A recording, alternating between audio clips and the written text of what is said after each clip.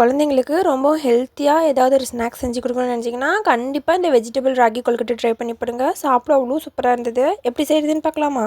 ஒரு மிக்சிங் பவுலில் 1 கப் அரிசி மாவு, 1 கப் ராகி மாவு, தேவையான அளவு உப்பு, 1 ஸ்பூன் கீ சேர்த்து நல்லா மிக்ஸ் பண்ணிவிட்டு அது கூட வெதுவெதுப்பான தண்ணி சேர்த்து இந்த அளவுக்கு சாஃப்டாக பிசைஞ்சு ஒரு 10 நிமிஷம் ரெஸ்ட் விட்டுக்கலாம். நெக்ஸ்ட்டு இந்த கொழுக்கட்டை கூட வச்சு சாப்பிட ஒரு சட்னி ரெடி பண்ணிக்கலாம். நம்ம மோமோஸ்க்குலாம் ரெடி பண்ணுவோம்ல அதே மாதிரி ஒரு பாத்திரத்தில் கொஞ்சமாக தண்ணி சேர்த்து 3 தக்காளி, 2 காஷ்மீரி சில்லி, 2 நார்மல் சில்லி, 10 பல்லு பூண்டு சேர்த்து ஒரு 10 நிமிஷம் கொதிக்க விட்டு தனியாக எடுத்துக்கலாம்.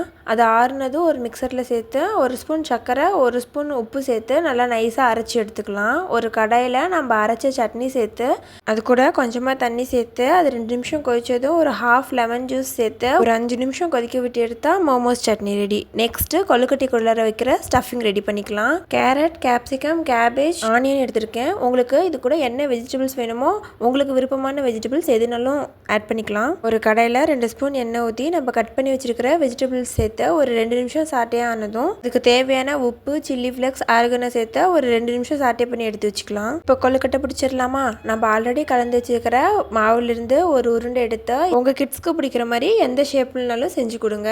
இந்த மாதிரி ஷேப்பில் உள்ள 2 ஸ்பூன் வெஜிடபிள் ஸ்டஃப் பண்ணதுக்கப்புறம் மேலே இன்னும் கொஞ்சம் மாவு வச்சு நல்லா சீல் பண்ணி டீமோல் பண்ணி எடுத்தால் நல்லா அழகாக இந்த ஷேப்பில் கொழுக்கட்டை கிடைக்கும். இதே மாதிரி நம்ம ரெடி பண்ண எல்லா கொழுக்கட்டையும் இட்லி பாத்திரத்தில் வச்சு ஒரு 20 நிமிஷம் ஸ்டீம் பண்ணி எடுத்தா நல்லா சூப்பரான வெஜிடபிள் கொழுக்கட்டை ரெடி ஆயிரும். நம்ம வெளியில் விற்கிற கண்ட ஸ்நாக்ஸ் வாங்கி கொடுக்கறதுக்கு பதிலாக இந்த மாதிரி ஹெல்த்தியாக வீட்டிலே செஞ்சு கொடுத்து பாருங்க. குழந்தைங்க கண்டிப்பாக வெளியில் இருக்கிற ஸ்நாக்ஸ் கேட்கவே மாட்டாங்க. நம்ம ரெடி பண்ண கொழுக்கட்டை கூட நம்ம ஆல்ரெடி செஞ்சு வச்சிருக்கிற சட்னி கூட வச்சு சாப்பிட்டு பாருங்க. சாப்பிட அவ்வளோ சூப்பராக இருக்கும். நீங்களும் இதே மாதிரி ட்ரை பண்ணி பார்த்துட்டு எப்படி இருக்குன்னு கமெண்ட் பண்ணுங்க. இந்த மாதிரி நிறைய டிஃப்ரெண்டான ரெசிபிஸ் பார்க்க நம்ம சேனலை சப்ஸ்கிரைப் பண்ணிக்கோங்க. இந்த ரெசிபி பிடிச்சிருந்தா லைக் பண்ணுங்க. கொழுக்கட்டை பிடிச்சவங்க ஃப்ரெண்ட்ஸ்க்கு இந்த வீடியோவை ஷேர் பண்ணி